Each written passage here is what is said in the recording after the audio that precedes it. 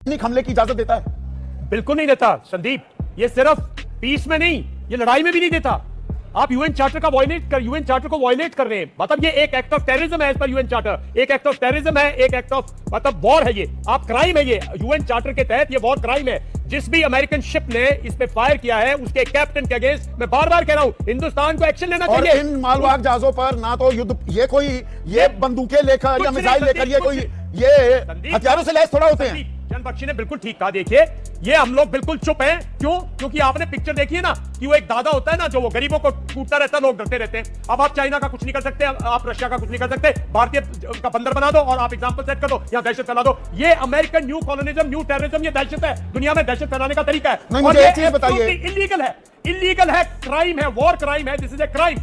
अगर भारत सरकार सीरियस है, और भारत सरकार से मुझे कोई उम्मीद नहीं है। देखिए जो होना था भारत सरकार ने बोझ के, भारत की सिविल सोसाइटी क्या कर रही है? जो सिविल सोसाइटी सड़कों पर जो सिविल सोसाइटी एजिटेशन करती रही, वो सिविल सोसाइटी कहां गई? हमारे 3 लोग, हमारे 3 जहाज, ये तो 3 है मई के अंदर, इसी मई में पहले हाजी अली को मारा था ना। हाजी अली जो शिप सिंक कर गया था, वो बचा लिए क्रूज ओमान के उस पे। ये आप हिसाब मांगने को तैयार नहीं हो। आप साहब आपने अब तक हिसाब मांगा कि फायर किसने किया, कौन कैप्टन है, किसके ऑर्डर्स थे? देखिए ये दुनिया है संदीप।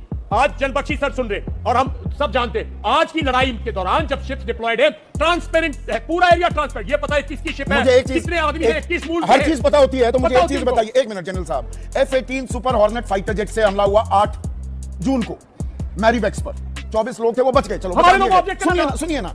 फिर प्रिसीजन म्यूनिशंस का इस्तेमाल किया गया, ऐसे हथियार बिल्कुल सटीक जो हमला करते हैं। फिर 2 हेलफायर मिसाइल।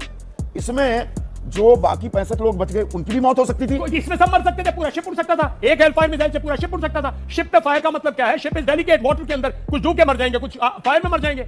हमने पूरे के पूरे शिप एक फायर से तबाह होती देखी, पूरी की पूरी सबमरीन तबाह होती देखी रशियन पीस टाइम में। ये एक इंसिडेंट, अगर शिप के अंदर इंसिडेंट हो जाए, फायर हो जाए, तो उससे नुकसान हो जाता है। ये तो आपने फायर किया है, ये तो आपने तीनों शिप्स पे, आपको किसी जान माल का डर नहीं है, आपका टेररिज्म है। आप एक